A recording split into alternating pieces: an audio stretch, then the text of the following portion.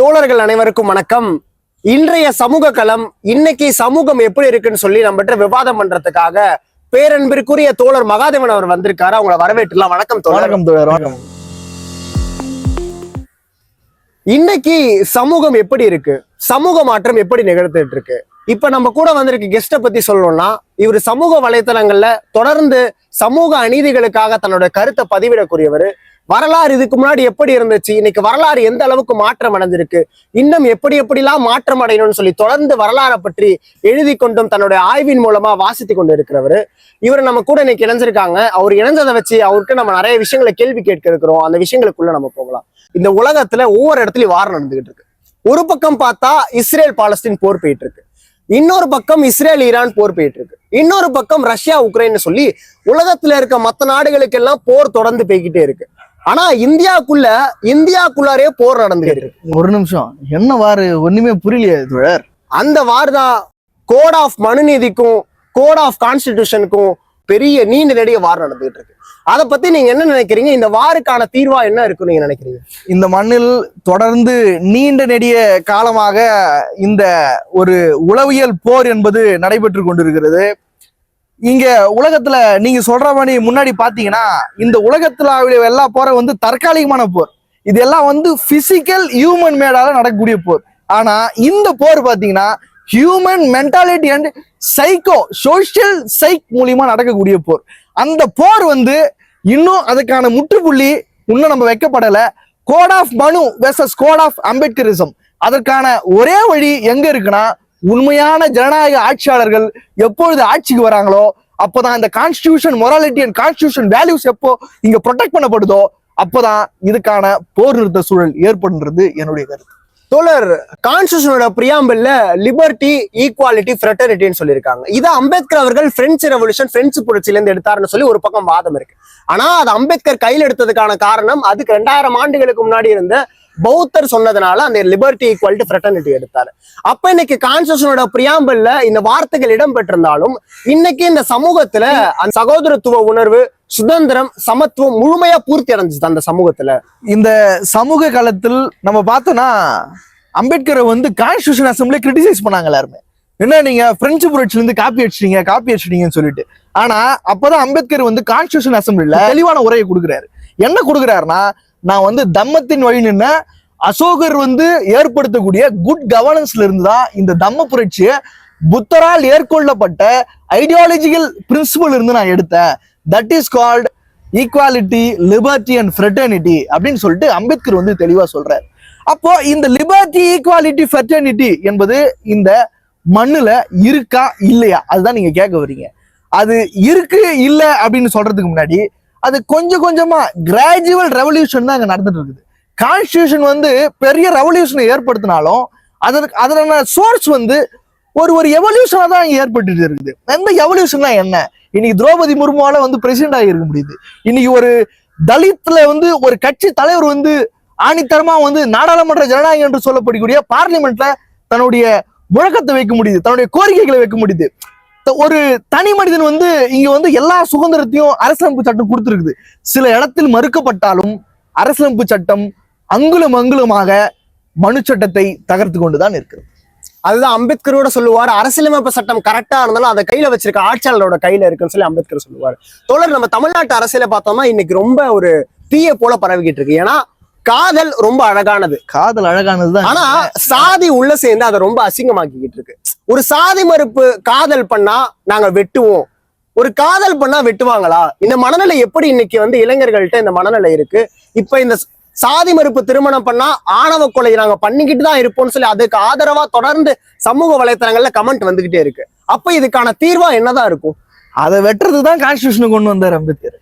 ஆனா இன்னைக்கு சமீபத்துல நம்மளுடைய அருமை சகோதரர் கவின் அவர்கள் உயிர் நீத்திருக்கார். அவருடைய பின்புலத்தை நீங்க பாத்தீங்கன்னா, ஒரு படிச்சவரு, அண்ணா யூனிவர்சிட்டி கோல்டு மெடலிஸ்ட். அவரு தன்னுடைய வீட்டுல அம்மா டீச்சரு, அவங்க அப்பா ஒரு அக்ரேரியன் சொசைட்டில ஒரு ஃபார்மர். இந்த பினாமினாவை ஒரு தலித் சொசைட்டி எந்த அளவுக்கு ரெஃபர்மேஷன் ஆயிருக்குன்னு நம்ம இதுல மூலியமாக பார்க்கலாம். ஆனா இந்த சாதிய ஆணவ கொலைகள் என்பது இந்த காஷ்மீர் முதல் கன்னியாகுமரி வரை குஜராத்ல இருந்து மிசோராம் வரை இது நீடித்து கொண்டிருக்கிற பேர் அவலம் இந்த இந்திய சமுதாயத்தில் நடைபெற்று கொண்டிருக்கிறது. இங்க டிஎன் சோசியல் ஜஸ்டிஸ் அப்படின்னு ஒரு டேட்டா இருக்கிறாங்க. ஆனா அந்த டேட்டால ஹானர் கில்லிங்கே கிடையாது. 2017 இருந்து 2021 வரைக்கும் கிட்டத்தட்ட 51 மர்டர் நடந்துக்குது. எஸ்சி அட்ராசிட்டி ஆக்ட்ல வந்தும் வராமல, ஒழுங்கா பதிவு பதிவு பண்ணாமல, அதுக்கான கன்விக்ஷன் ரேட் கிட்டத்தட்ட 1% குறைவாக தான் இங்க நடைபெற்று கொண்டு இருக்கிறது. எனவே இந்த சமூக அவலங்களை தடுக்க வேண்டும் என்றால் இதற்கான தனி சிறப்பு சட்டம் இங்க ஏற்கணும். இங்க என்ஜிஓஸ்ல இருக்கக்கூடிய நிறைய பேர் இதை பத்தி பேசியிருக்காங்க. எஸ்சி ஆக்ட் இதை பத்தி நிறைய பேர் பேசியிருக்காங்க. Shakti versus union government of India அவங்க ஒரு பெரிய கைட்லைன்ஸ் இதற்கு கொடுத்துருக்காங்க. ஆனர் கில்லிங்கை பிரிவென்ட் பண்றதுக்கு தனி சட்டம் ஏற்றணும்னு சொல்லியிருக்காங்க. இது சட்டத்தின் மூலியமாக தான் நம்ம உடனடியாக இதுக்கான தீர்வை கொஞ்சம் கொஞ்சமா காத்து இந்த சமுதாயத்திலிருந்து இராடிகேட் பண்ண முடியும். சமீபத்துல ஒயர் பத்திரிகையில ஒரு செய்தி ஒண்ணு விட்டுருந்தாங்க. Tamil Nadu journey turned social justice towards honour கில்லிங்னு சொல்லி. அப்ப சமூக நீதியை பேசுற மாநிலம் டிராவிடியன் மாடல்னு சொல்லி தொடர்ந்து சமூக நீதி வழியா ஆட்சி செய்கிற மாநிலம்னு சொல்லி தமிழ்நாட்டுல தமிழக அரசு தொடர்ந்து சொல்லிக்கிட்டே இருக்காங்க. அப்ப இந்த ஆனர் கில்லிங் எதுக்கா இன்ன வரைக்கும் சட்டம் நிறைவேற்றாம அதை பத்தி பேசாம இருக்கிறதுக்கான காரணமா என்னவா இருக்கு? இன்னைக்கு இந்து பேப்பர்ல ஒரு நியூஸ் வெளியா இருக்கு. அந்த நியூஸ்ல பல லீடர்ஸோடைய நம்ம கவிஞன விஷயத்தை பத்தி நிறைய செய்திகளை ஊடாக அதோடைய பேக் ஆஃப் த ஹிஸ்டரி எப்படி ஆனர் கில்லிங் நடைபெற்றுன்னு சொல்லிட்டு பெரிய ஒரு பெரிய தலையங்கம் அதுல எழுதியிருக்காங்க. அந்த தலையங்கத்துல பாத்தீங்கன்னா நீங்க ஒரு விஷயம் ஒரு பெட்டி செய்தி அதுல இருக்கு. அந்த பெட்டி செய்தியில என்ன சொல்றாங்கன்னா, அப்போனன்ட் பார்ட்டியா இருக்கும்பொழுது ஆக்ட நாங்க கொண்டுட்டு வரோம், பிராமிஸ்டு அவர் சத்தியம் பண்றாரு, நாங்க கண்டிப்பா கொண்டு வரோம்னு சொல்லிட்டு ஆனர் கில்லிங் பிரிவென்ஷனுக்கு ஆக்ட கொண்டு வரோம்னு சொல்லிட்டு நம்முடைய இன்றைய முதல்வர் அப்ப இருந்த அப்போசிஷன் லீடரா இருக்கும்போது சொன்னாரு. ஆனா இன்னைக்கு அது கொண்டு வராது இருக்கிறது மிகப்பெரிய ஒரு வேதனைக்குரிய விஷயமாக இது இருக்கின்றது. மற்றும் இதை தாண்டி பல அமைப்புகள் சோசியல் ஜஸ்டிஸ் பேசக்கூடிய, அம்பேத்கரிசம் பேசக்கூடிய பல தலைவர்கள் டாக்டர் எழுச்சி தமிழர் கூட இதை பத்தி தெளிவா சொல்லியிருக்காரு. இதை பத்தி நிறைய பேசியிருக்காங்க. நாடாளுமன்றத்தில் 2019 அன்றைக்கு இருந்த மான்சூன் செஷன்ல இதை பத்தி குரல் எழுப்பிய ஒரே ஒரு தலைவர் பாத்தீங்கன்னா டாக்டர் எழுச்சி தமிழர் மட்டும்தான். வேற யாருமே இதை பத்தியான ஆனர் கில்லிங் சம்பந்தமா குரலை எழுப்பல. அமித்ஷா டேபிள்ல லெட்டர் வச்சுட்டு வந்திருக்காங்க. அமித்ஷா பார்க்க முடியாத ஒரு சூழல் இருந்தனால ஆனர் கில்லிங் தடுப்பு சட்டம் கொண்டு வரணும்னு சொல்லிட்டு லெட்டர் ஏற்படுத்தி வச்சிருக்காங்க. அதை தாண்டி இன்னைக்கு திராவிடியன் மாடல் இதை பண்ணலனா இது ஒரு கேஷ் மாடலா மாறிடுமோன்ற ஒரு ஐயத்துல இது குறிப்பிட வேண்டிய கட்டாயத்துல நாம தள்ளப்போம். தொடர் என்னைக்கு சாதி இந்தியா சாதியற்ற இந்தியாவா மாறும்? when will caste India will become casteless India or caste free India? the two phenomena caste India எப்ப கேஷ்லெஸ் இந்தியாவை மாறும் அப்படின்னு நீங்க மிக ஆகச்சிறந்த ஒரு கேள்வி கேட்டிருக்கீங்க. அதுக்கு ரெண்டு விடையை மட்டும் நான் சொல்றேன்.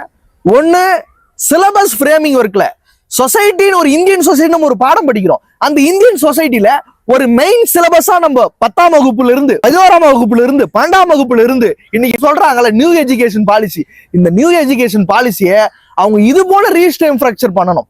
அப்போ கேஷ்லெஸ் இந்தியாவை பத்தி படிக்கக்கூடிய தேடல், article of fundamental rights article 14 என்ன சொல்லுது, ஆர்டிகல் 19 என்ன சொல்லுது, ஆர்டிகல் 21 என்ன சொல்லுது, ஐபிசி செக்ஷன் இந்த ஆனர் கில்லிங் எதிராக என்னென்ன விஷயங்களை சொல்லுது, கேஸ்ட் பத்தி என்ன சொல்லுது, தீண்டாமை என்பது ஒரு பாவச் செயல், இது ஒரு கொடும் குற்றம்ன்றது வெறும் வார்த்தைகள் ஊடாக தான் இருக்கு. ஆனால் பல ஆசிரியர்கள் இதை பற்றி ஒரு தெளிவான பார்வையை கற்பிக்காம இருக்கிறாங்க. இதை தாண்டி இன்னொரு ஒரு முக்கியமான செய்தி என்ன, ஃபர்ஸ்ட் சிலபஸ்ல இதை இம்ப்ளிமெண்ட் பண்ணணும். ஆசிரியருக்கு இதற்கான பாடத்தை எடுக்கக்கூடிய வழிகாட்டியை தரணும். கான்ஸ்டிடியூஷனை பத்தி ஒரு அவேர்னஸ் ஏற்படுத்தணும். கேஷ்லெஸ் இந்தியா தான் ஹியூமனிடேரியன் சொசைட்டியை படைக்கக்கூடிய ஒரு மிகப்பெரிய ஒரு மாடர்ன் இந்தியாவை மாறன்னு சொல்லிட்டு அன்னைக்கே பல மாடர்ன் லீடர்ஸ் பேசிட்டு போயிருக்காங்க. அது இம்ப்ளிமெண்ட் பண்ணனா இது ஒரு சரியான வழியாக இருக்கும். இன்னொரு ஒரு வழி என்னன்னா, சோசியோ எக்கனாமிக் பினாமினால ரெண்டு டிஸ்டிங்யூஸ் பண்ணலாம். காந்தியடிகளுக்கும் அம்பேத்கருக்கும் ஒரு நீடனடி ஒரு போர் நடந்துச்சு. என்ன போர் அப்படின்னா, நிறைய பேர் பூனா ஒப்பந்தம் அப்படின்னு சொல்லுவீங்க. கிடையவே கிடையாது. பூனா ஒப்பந்தத்தை தாண்டி பெரிய போர் நடந்துச்சு. என்ன போர் தெரியுமா? வில்லேஜா சிட்டியா? என்ன இது வில்லேஜா சிட்டியான்னு புது கதையை சொல்றீங்க அப்படின்னு நினைப்பீங்க. காந்தி சொன்னாரு இந்தியா லிவ்ஸ் இன் வில்லேஜ் அப்படின்னாரு. ஆனா அம்பேத்கர் அதுக்கு நேர் எதிராக சொன்னாரு, India urban population is plays the vital role to create casteless India. Indian சமுதாயத்துல நியூ அர்பன் மாஸ் பாப்புலேஷனுக்கு இங்க இருக்கிற ரூரல் சொசைட்டி வந்து புலம்பெயரணும், எஜுகேட் ஆகணும், எக்கனாமிக்கலி அப்லிஃப்ட் ஆகணும். எக்கனாமிக்கலா அப்லிஃப்ட் ஆகணும் தான் கேஸ்ட் இராடிகேஷன் நடக்கும். அப்பதான் சாதி உதிரும், ஹியூமனிட்டேரியன் சொசைட்டி படிக்க முடியும். அப்போ மாடர்ன் வேர்ல்டுக்குள்ள நம்ம போனோம்னு சொல்லிட்டு ஒரு என்லைட்மெண்ட் தியரியை வச்சவர் தான் டாக்டர் பாபா சாஹிப் அம்பேத்கர். அதனால இந்த என்லைட்மெண்ட் தியரியும் இந்த சிலபஸ் ஃப்ரேமிங் ஒர்க்கையும் ஒன்றாக இணைத்து நம்ம சொசைட்டியோட பயணிக்கும் போது இந்த சாதின்ற ஒரு விஷயமும் சாதின்ற ஒரு மனநிலையும் தானாக முதிர்ந்து நீ மனிதன் நான் மனிதன், நீ தோழன் நான் தோழன் என்ற ஒரே ஒரு எண்ணம் தான் இந்த மனிதகுல சமுதாயத்தில், இந்திய சமுதாயத்தில் இருக்கும். சாதியற்ற இந்தியாவுக்கான தீர்வை புரட்சியாளர் அம்பேத்கர் சொல்லிட்டாரு, நீங்களும் இப்ப சொல்லிட்டீங்க. ஆனா இந்த சமூக நீதி மாடல் இதுக்கான தீர்வை கொடுக்குதான்னு சொல்லி நம்ம காத்திருந்து பார்ப்போம். நீங்க எங்க நிகழ்ச்சியில கலந்துக்கிட்டது ரொம்ப நன்றி தோழர். இதே மாதிரி இன்னொரு நிகழ்ச்சியில சந்திப்போம். நன்றி, வணக்கம்.